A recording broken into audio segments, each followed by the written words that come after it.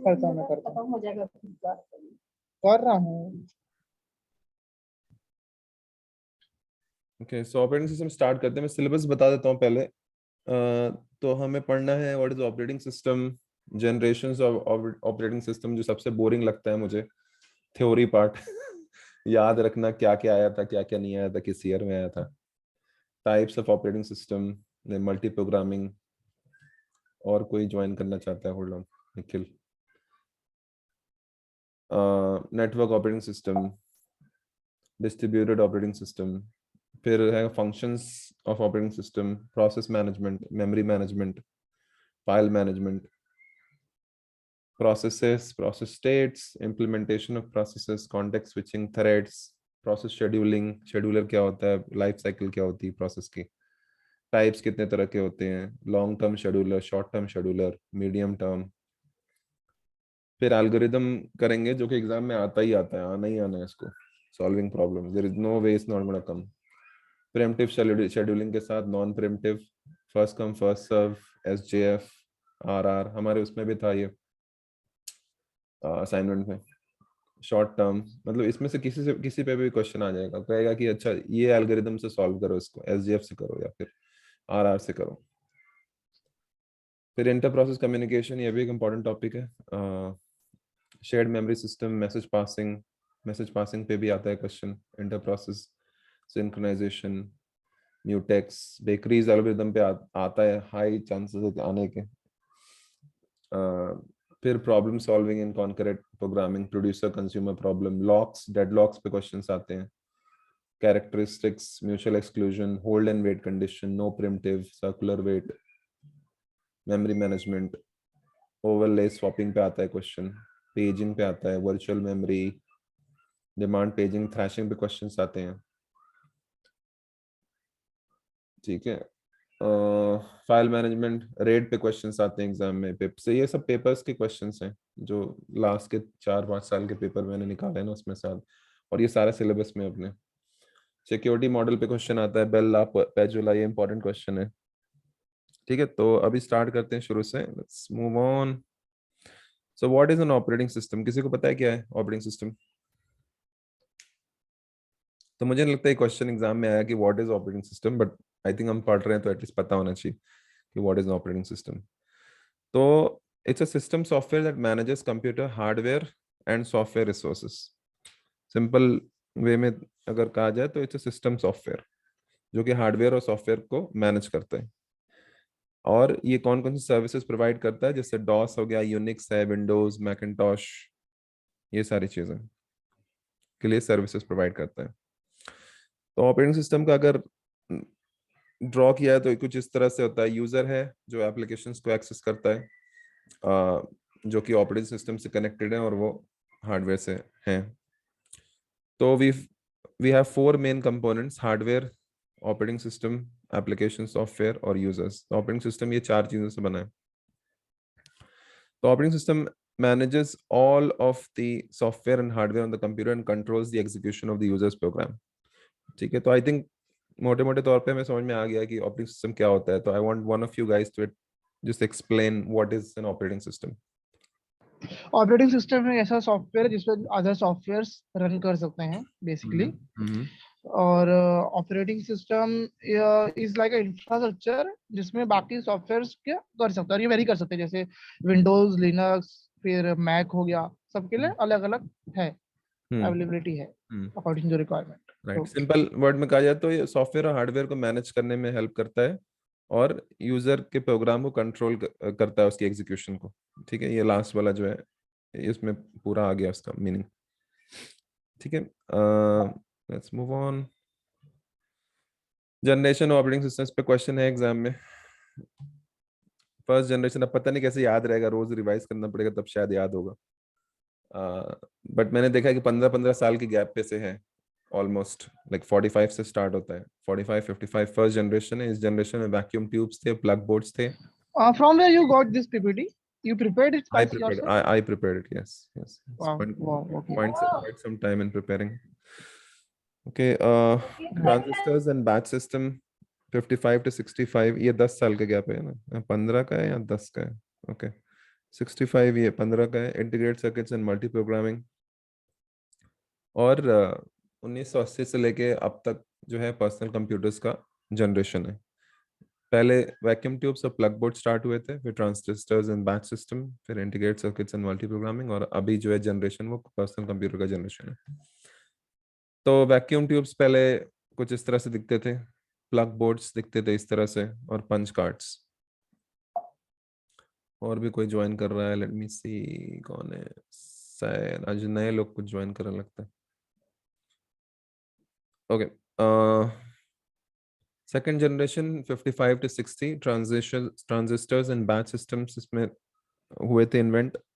ये ट्रांजिस्टर कुछ इस तरह दिखता था, मेन फ्रेम है ये कंप्यूटर, और ये मैग्नेटिक टेप है। क्लास 10th या 12th में हम लोग ये सब पढ़ते थे और फिर ये हॉन्ट कर रहा है हमें फिर से आके। Third generation 1960 to 80 integrated circuits and multi programming. Multi programme में एक टाइम पे कई प्रोग्राम कंप्यूटर रन कर सकता है, जैसे कि हमारे कंप्यूटर्स में आपने देखा होगा कि वीएलसी प्लेयर भी चल रहा है, टर्मिनल भी चल रहा है, कैलकुलेटर भी चल रहा है, वेब ब्राउजर भी खुला है। तो एक टाइम पे मल्टीपल प्रोग्राम्स रन होते हैं, उसी को मल्टी प्रोग्रामिंग कहते हैं। फोर्थ जनरेशन हमारा जो करंट जनरेशन है, इसमें पर्सनल कंप्यूटर्स, इंटीग्रेटेड सर्किट्स हैं, माइक्रो कंप्यूटर्स हैं और पर्सनल कंप्यूटर्स हैं। Okay types of operating systems. Imran ji सवाल था मेरा, साउंड्स लिटिल वो कि जो थर्ड और फोर्थ पॉइंट है ना, दैट करंट जो अभी भी है और पहले भी जो चिपसेट का था, नाउ इट इज सेइंग कि like fourth generation integrated circuit micro computer and personal computer. previous year was also the same ना, क्योंकि वो भी IC is what IC is also integrated circuit which was running all these multi processing programs। तो उसमें और उसमें फर्क क्या है? इट इज सेम ना बेसिकली, फोर्थ जनरेशन और जो थर्ड जनरेशन है। अब इसके बारे में तो डिटेल में देखना पड़ेगा, रुको एक सेकंड देखते हैं। Generations of operating system.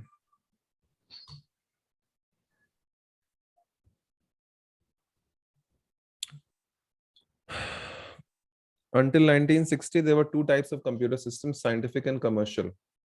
These were combined by IBM. This used integrated circuits and provided a major price and performance advantage over second generation systems. Third generation operating system also introduced multi-programming. This meant that processor was not idle while a job was being completed. Another job was scheduled in the processor, or time would not be wasted. यहाँ पे इस generation में basically multi programming के बारे में बात कर रहा है, और दो टाइप के कंप्यूटर के बारे में बात कर रहा है, साइंटिफिक और commercial,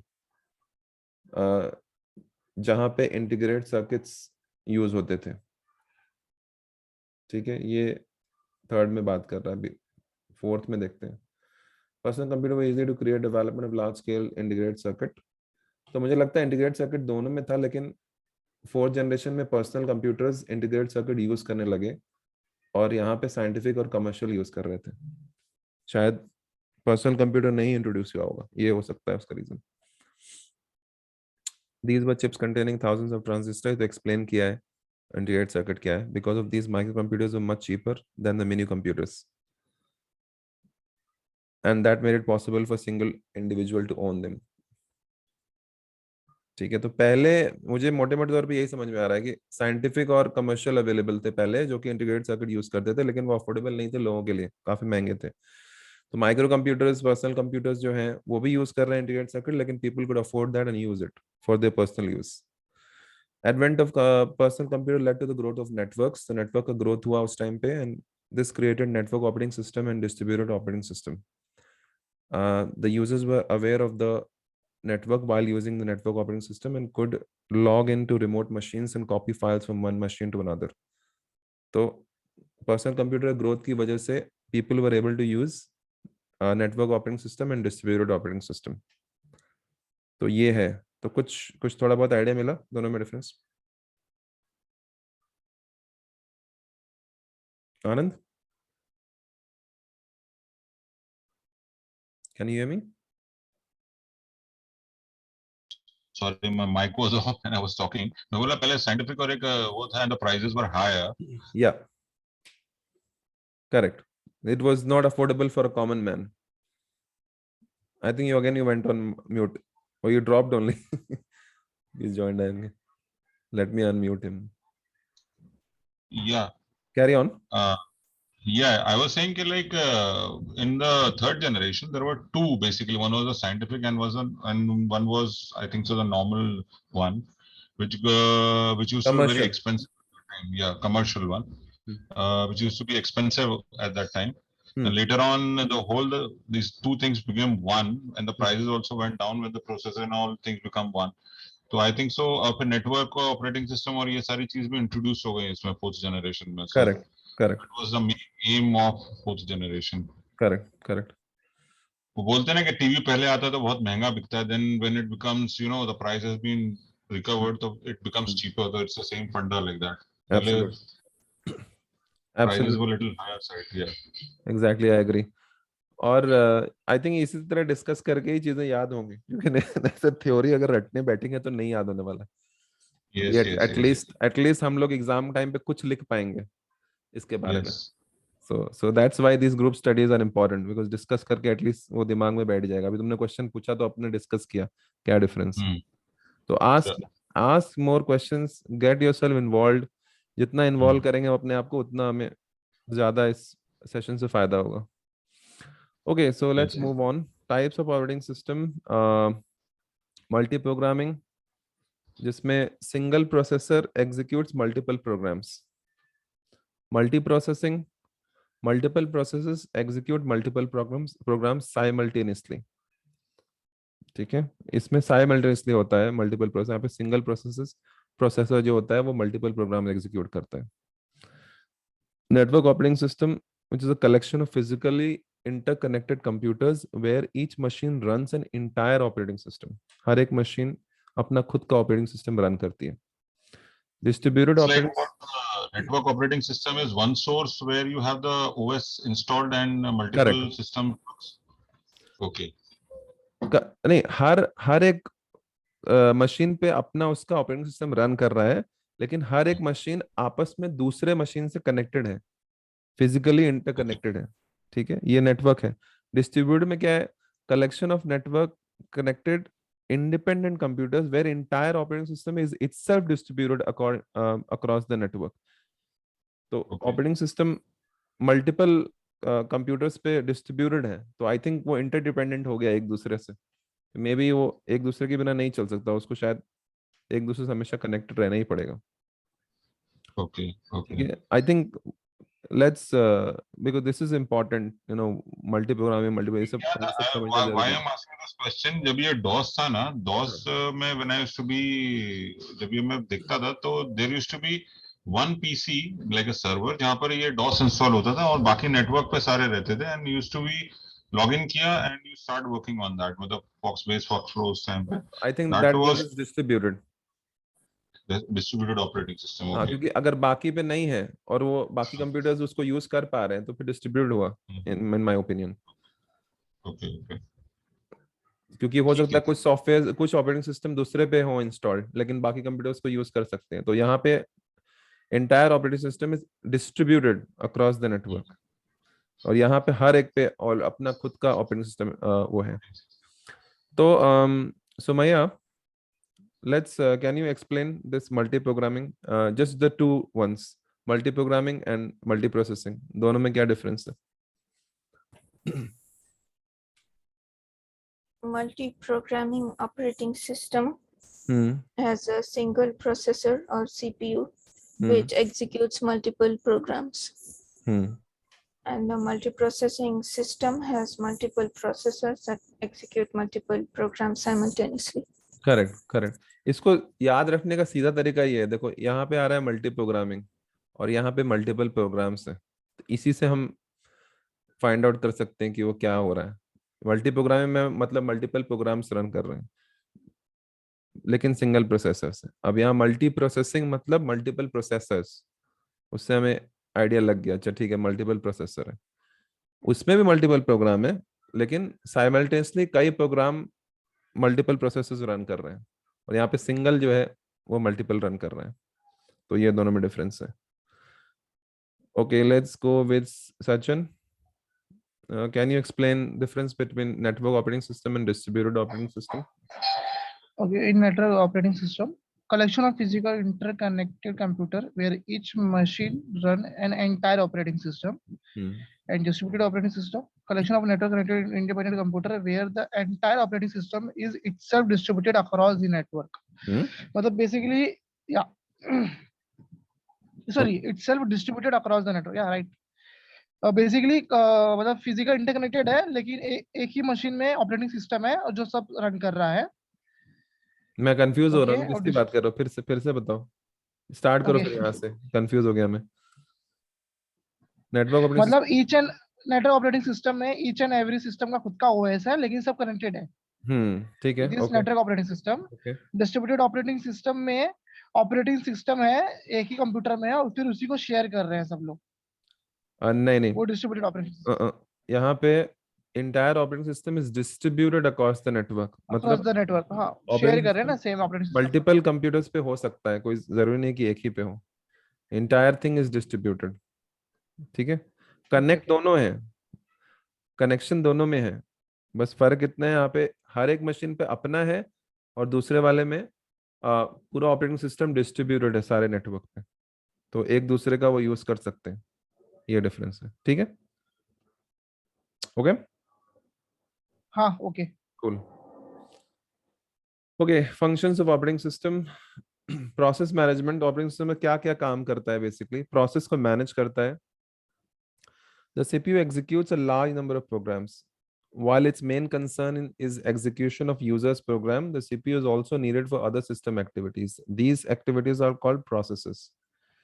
A process is a program in execution. तो बेसिकली पहला उसका फंक्शन है प्रोसेस मैनेजमेंट. सीपीयू हमारा कई सारे प्रोग्राम जो है वो रन करता है, और भी एक्टिविटीज हैं, उनको कहते हैं प्रोसेसेस. और प्रोसेस क्या होता है? अ प्रोग्राम इन एग्जीक्यूशन. मतलब कोई प्रोग्राम जब एग्जीक्यूशन स्टेट में होता है, अभी हम स्टेट के बारे में आगे पढ़ेंगे कि प्रोग्राम का अलग अलग स्टेट होता है, ready state, hold state, execution state. तो ये सारे स्टेट होते हैं प्रोग्राम. कोई भी प्रोग्राम जो हमने लिखा है वो किस स्टेट में एग्जीक्यूट हो रहा है, या रुका हुआ है, या क्या है उसका बेसिकली, या क्यू में है वो. तो किसी भी एक प्रोग्राम को जो हमने लिखा है उसको प्रोसेस तभी कहेंगे जब वो एग्जीक्यूट होता हो रहा है. ठीक है. So a process is nothing but a program in execution. दूसरा यूज केस है ऑपरेटिंग सिस्टम का काम है, वो है मेमोरी मैनेजमेंट. मेमोरी को मैनेज करना. तो पहला प्रोसेस को मैनेज करना, फिर दूसरा मेमोरी को मैनेज करना. तो I am sure everybody will agree कि मेमोरी सबसे एक्सपेंसिव होता है कंप्यूटर सिस्टम में. रैम खरीदने जाओगे तो पता है रैम महंगा मिलता है कंपेयर टू हार्डवेयर, सॉरी क्या बोलते हैं, हार्ड डिस्क सस्ती मिलेगी लेकिन रैम महंगा मिलेगा. तो यहाँ पे मेमोरी, हम कंप्यूटर के इंटरनल मेमोरी की बात कर रहे हैं. तो मेमोरी इज द लार्ज अरे ऑफ वर्ड्स और bytes, each with its own address. Memory क्या होती है? लार्ज अरे ऑफ वर्ड्स और बाइट्स, या वर्ड्स को या बाइट्स को उसको, और हर बाइट्स का अपना एक एड्रेस होता है. तो आई थिंक कल के सेशन में या परसों के सेशन में हम बात कर रहे थे पॉइंटर्स की. तो पॉइंटर्स में हमने देखा था कि हर वेरिएबल का अपना एक बेस एड्रेस होता है. तो वही बात हो रही है कि मेमोरी के अंदर उसका अपना एक एड्रेस होता है, विच इज बाइट. जो भी है, 1 बाइट जो है, 2 बाइट जो भी है, उसका अपना खुद का एड्रेस होता है. वही बात चल रही है यहाँ पे. There are various algorithms that depend on particular situation to manage the memory, and we will discuss these later. तो memory management के लिए अलग अलग एल्गोरिदम है जो कि हम आगे डिस्कस करेंगे. तो let wants to explain. Anand, you want to explain process management? Basically process management होता है where CPU generally takes जो भी आप यूजर का प्रोग्राम रहता है वो रन करता है, और simultaneously वो CPU सिस्टम के भी जो प्रोसेसेस होते हैं वो भी एग्जीक्यूट करता है at the same time. Okay, and so what is the process? Could be one of the best example, memory management का भी अगर कुछ प्रोसेस है तो वो भी वो प्रोसेसर ही एग्जीक्यूट करके उसको वो करेगा, because that's the brain of the computer. So that could be one of the process, or maybe hard disk से रिलेटेड कुछ भी प्रोसेस हो सकता है, या एक्टिविटी को किसको बैकग्राउंड में रखना है, किसको फोरग्राउंड करना है. So these all processes also जो कंप्यूटर का इंटरनल जो ओएस मैनेज करता है वो भी बैकएंड पे रन होता है. So that's the process management. Okay. And memory management is basically, as said, it is very expensive. Rather than buying a hard disk, the memory is expensive. It's basically कुछ नहीं होता है कि वो एक शॉर्ट टाइम के लिए जो भी आप प्रोग्राम रन होता है वो इधर यू टॉक अबाउट वर्ड्स जो एक ह्यूमन अंडरस्टैंड कर सकता है और जो कंप्यूटर अंडरस्टैंड करता है बाइट्स, वो एक पर्टिकुलर एड्रेस पे सेव करता है, which has been either pulled by a CPU or it has been saved on a hard drive. So वो मेमोरी मैनेजमेंट का फर्स्ट पार्ट है. और बेसिकली जो सेकंड पार्ट है कि there are various algorithms that depends upon particular situation to manage the memory. तो basically जो बहुत सारे इसके एल्गोरिथम्स भी हैं जो कि कब मेमोरी के अंदर कब क्या राइट करना है, कब उधर से रिमूव करना है, और which is quite an action जो कि सीपीयू और ये सारी चीजें डिसाइड करते हैं. This is how the memory management is done. Okay, this is how it is. Good good. तो दो हमने चीजें सीखी, प्रोसेस मैनेजमेंट और मेमोरी मैनेजमेंट, जो कि ऑपरेटिंग सिस्टम का फंक्शन है. Let's go next. तीसरा है file management. File management is one of the most visible services of operating system. Computers can store information in several physical forms. तो हम जो डेटा है वो अलग अलग फॉर्म में स्टोर कर सकते हैं. जैसे कि मैग्नेटिक टेप, अभी पिछले एग्जांपल में हम जनरेशन की बात कर रहे थे, जनरेशन ऑफ ऑपरेटिंग सिस्टम, तो हमने मैग्नेटिक टेप देखा था. हार्ड डिस्क है, ड्रम्स हैं, ये कॉमन फॉर्म्स है जिसमें हम इंफॉर्मेशन स्टोर कर सकते हैं, फाइल्स को स्टोर कर सकते हैं. Operating system implements the abstract concept of a file by managing the mass storage device such as types and disks. Okay, ठीक है, let's go with Sumaya. Can you explain file management? अभी नहीं इमरान, अभी तो it's the hard disk जो stack करते हैं. हाँ, आनंद तुम्हारा वॉइस ब्रेक हो रहा है. Hello. Could be my internet is unstable, seems to be. मेरा बस वही पूछना था कि like nowadays is tapes and discs का still used or what? अभी तो hard drive, stack of hard drives का ही जमाना रह गया है. So I don't know, मतलब ऐसा ही क्वेश्चन पूछ ली. अब ये नहीं, आप क्वेश्चन तो आपका वैलिड है. अब ये सब आपके ऑनलाइन में ये सब मेंशन है, मैग्नेटिक टेप, डिस्क वगैरह, कॉमन फॉर्म्स. तो हो सकता है कि पुराने कंप्यूटर्स में यूज होता हो, बट हमारे ऑफ कोर्स मतलब जो हम यूज कर रहे हैं उसमें तो नहीं होगा. लेकिन इट्स जस्ट जनरल इंफॉर्मेशन कि इन चीजों में स्टोर हो सकता है. ओके यस, ठीक है. So Sumaya, can you explain quickly file management? Yeah. The operating system is responsible for file management, which is one of the most visible services. So it's responsible for the creation and deletion of files and directories, and the mapping of files onto disk storage, and a backup of files, and protection and security of the files. Okay. Just give me 1 second.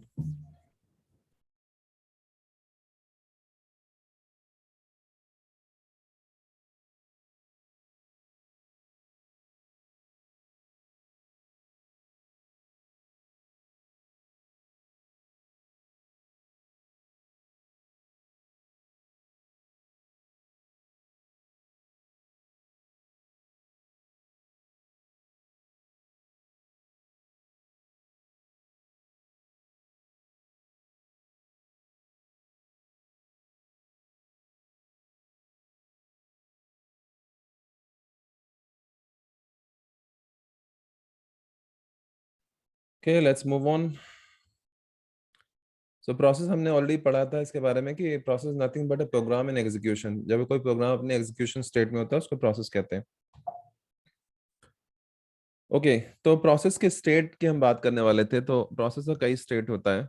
पहला होता है new तब होता है जब कोई भी process create होता है पहली बार. रेडी स्टेट मतलब process waiting to be assigned to a processor. Processor का काम है प्रोसेस को रन करना. तो जब भी कोई प्रोसेस असाइन होता है किसी प्रोसेसर को तो वो रेडी स्टेट में चला जाता है। एग्जीक्यूट इस सिचुएशन में एग्जीक्यूट नहीं होता है, बस वो रेडी हो जाता है कि ठीक है I am ready to get executed.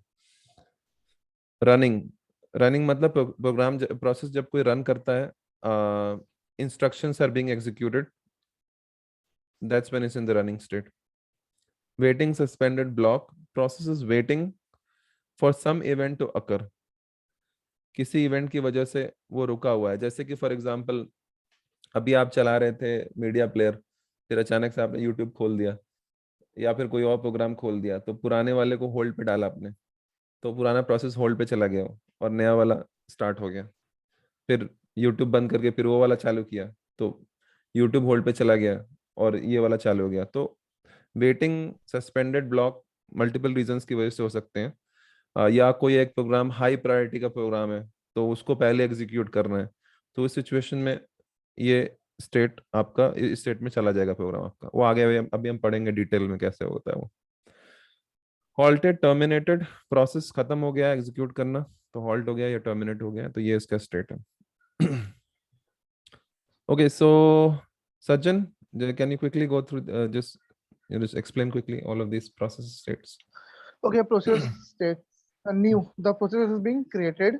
Hmm. The process is waiting to be assigned to a processor.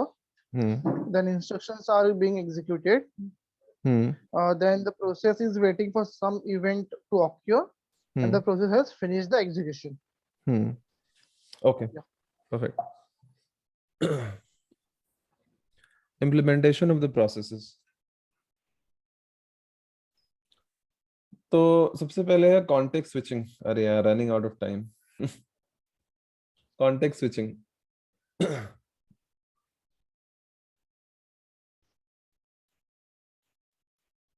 so context switch is switching of a CPU from one process to another. एक process से दूसरे process में जब switch करता है CPU, एक मान लो एक प्रोसेस ऑलरेडी एग्जीक्यूट कर रहा है लेकिन उसको होल्ड पे डाल के दूसरा प्रोसेस स्टार्ट कर देता है, तो इसी को कॉन्टेक्स्ट स्विचिंग कहते हैं। जैसे कि फॉर एग्जांपल आप अपने जॉब पे हो और कोई काम कर रहे हो, तो आपका मैनेजर आता है बोलता है कि मुझे ये रिपोर्ट चाहिए, तो जो भी ये प्रायोरिटी पे चाहिए हमको, तो अभी अपना जो भी पुराना काम कर रहे थे उसको होल्ड पे डाल दो, पहले ये खत्म करो एंड देन मूव बैक। तो अगर आप कंप्यूटर पे कर रहे हो तो अपना आप सेव करते हो प्रोग्राम, राइट? उसको सेव करने के बाद फिर दूसरा काम चालू करते हो और दूसरा काम खत्म हो जाता है तो वापस पुराना जहां से सेव किया तो वहां से रिज्यूम करते हो। That's exactly what context switching is. ठीक है, सो जैसे कि एक प्रोसेस ए अभी एग्जीक्यूट हो रहा है, यहाँ पे किसी वजह से इंटरप्ट किया, जैसे मैंने बताया आपके मैनेजर ने आपको इंटरप्ट कर दिया, तो किसी की वजह से यहाँ पे इंटरप्ट हुआ, कोई और प्रोसेस आया जिसकी हायर प्रायोरिटी है मे बी, तो जब प्रोसेस इंटरप्ट हुआ तो सेव करेगा वो इंफॉर्मेशन करंटली एग्जीक्यूटेड प्रोसेस का, यानी प्रोसेस ए को वो सेव करेगा, it will save its register, then it will reload the register of for process B on start executing, so execute करना शुरू करेगा। जब ये खत्म हो जाएगा तो इसका भी जो करंट स्टेट है वो सेव करेगा, फिर उसके बाद रीलोड करेगा पुराना वाला जो प्रोसेस ए था, जहां से वो बीच में मान लो कुछ टाइम तक वो रन हुआ था, कुछ बाकी है, तो वहां से वो सेव टाइम से वो वापस से रिज्यूम करेगा, फिर से नहीं स्टार्ट करेगा, वो रिज्यूम करेगा जहां से खत्म हो गया था और उसके बाद उसको एग्जीक्यूट करेगा। These are frequently asked questions. Yes. Frequent. This is an important question. Context switching. Okay. तभी इतना मेहनत करके obviously all means पूरे PPT में जो भी है ऑलरेडी आपने obviously आपने पूरा तो बुक तो नहीं बनाया रहेगा ना नहीं में। मैंने मतलब मोस्ट इम्पोर्टेंट क्वेश्चन, मतलब इतना पढ़ना ही पढ़ना है अगर अच्छे नंबर चाहिए तो इतना पढ़ने, और भी बहुत कुछ है but this is like the most questions which are repeated in the exams. ऐसा और भी पढ़ा है तो kindly share it in the group. अभी इसका तो मतलब ऑपरेटिंग सिस्टम का ही बनाया है, बनाना था उसका भी, लेकिन अभी क्या है कि जॉब के साथ साथ दोनों काम नहीं हो पाता, बट हाँ मुझे लगा कि ऑपरेटिंग सिस्टम बनाना चाहिए बिकॉज काफी ज्यादा कॉन्सेप्ट्स हैं इसके अंदर। तो ठीक है, लेट्स कंटिन्यू। तो okay, who will explain? Anand, can you explain context switching please? या इट्स बेसिकली नथिंग कि जब सीपीयू के पास अपना फर्स्ट जॉब होता है which it is executing, तो उसके बीच में कुछ अगर ऐसा कुछ always on the top type का अगर कोई जॉब आ जाता है which is on the higher priority, वो पहले उसको एग्जीक्यूट करता है, देन द प्रोसेस एग्जीक्यूट होने के बाद जब प्रोसेस खत्म हो जाता है then it switch over again back to the original जहां पर वो उसने वो पिछले वाले प्रोसेस को स्टॉप किया था. So this is how the switching has been done. Okay, okay, all right, awesome. So guys, ये डायग्राम देख लो, ये एग्जाम में बना देना, ये इंपॉर्टेंट डायग्राम है. और कॉन्टेक्स्ट स्विचिंग में बस वही याद रखना कि मैंने जब मुझे इंटरप्ट किया, मैं कोई ऑलरेडी काम कर रहा था और वापस से मैंने रिज्यूम किया अपना काम, और ये बना देना ये डायग्राम, अच्छा नंबर मिल जाएगा. डायग्राम भी मतलब हाँ ऑफ कोर्स, तैयार हो. मेरे हिसाब से डायग्राम तो इम्पोर्टेंट है. ये एक्चुअली हमारे टेक्स्ट बुक में ही है डायग्राम, जो अपना बुक है हमारी. ठीक है. थ्रेड्स, ये तुम लोग से हेल्प चाहिए मेरे को थ्रेड्स एक्सप्लेन करने में. मुझे इतना ज्यादा क्लियर नहीं हुआ ऐसा concept, but you guys can help me. So threads और lightweight processes are independently scheduled parts of a single program. We say that a task is multi-threaded if it is composed of several independent sub-processes which do work on common data, and if each of those pieces could at least in principle run in parallel. और है क्या information इसके बारे में? हाँ, तो आनंद, can you do you know what threads are? Basically क्या होता है कि जब आप प्रोसेसर नाउअडेज जो प्रोसेसर आ गए हैं ना, सिंपल वे में बताऊं कि जिसका अभी पहले कैसा था, देयर वर थिन रोड्स. मतलब अपने अगर इंडियंस में देखो, there were thin road, there was supposed to be only एक उधर से इंफॉर्मेशन, मतलब एक गाड़ी आती थी और एक गाड़ी जाती. Now it has become a 4-वे लेन, 6-वे लेन टाइप का रूट्स बन गए हैं. दोस आर फॉर यहाँ से जाने के लिए मेरे पास 6-वे लेन है एंड आने के लिए भी 6-वे. So the information which has been pass through threads, these are the paths which takes the information from from any application to the CPU. तो जितने ज्यादा उसमें tracks रहेंगे, those many threads will be passed and information will be suffice to a user very fast, and the processor also processes very fast. So this is what the threads are. Okay, okay. So कुछ programs multi thread होते हैं और कुछ single thread होते हैं, right? कुछ processes. Nowadays तो जितने भी अभी I belongs to a graphic division, तो मुझे मालूम है कि इसका जितने भी हम लोग को जितने भी हाई मतलब जितने भी मल्टी थ्रेड्स वाला सॉफ्टवेयर हम लोग के रहते हैं और जो प्रोसेसर्स भी हम लोग यूज करते हैं, दोज आर ऑल मल्टीपल. जैसे 16 हो गया, 32 हो गया, ऐसे वाले सीपीयूज जनरली प्रेफर्ड होते हैं ऐसे काम के लिए. और यू कैन से जो हाई एंड कंप्यूटर्स होते हैं, basically threads are those. Okay, okay, cool, right. ये डायग्राम थोड़ा देख लो, शायद समझ में आ जाए. तो प्रोग्राम्स में कई सारे इंस्ट्रक्शंस हैं. ये हमारा डिस्क है, प्रोग्राम इंस्टेंशिएट हुआ, रैम में गया, ये अलग अलग प्रोसेसेस हैं उसके, और ये हमारे थ्रेड्स हैं जिसकी अलग अलग प्रायोरिटी है, किसी की हाई है किसी की लो है. यहाँ पे कॉन्टेक्स्ट स्विचिंग होती है डिपेंडिंग ऑन किसकी प्रायोरिटी हाई है. फिर ये शेड्यूलर जो है वो शेड्यूल करता है उसको, और फिर फाइनली सीपीयू उसका एग्जीक्यूट कर देता है. के प्रोसेस शेड्यूलिंग. तो गाइज अभी कॉल ड्रॉप होगा, तो मुझे लगता है कि वो फिर से ज्वाइन करते हैं, बिकॉज बीच में एक कॉन्सेप्ट बिल्ड हो रहा है और बीच में ब्रेक करना पड़ेगा. तो let's join the same meeting. I am just gonna drop and just immediately rejoin. Okay, cool, okay.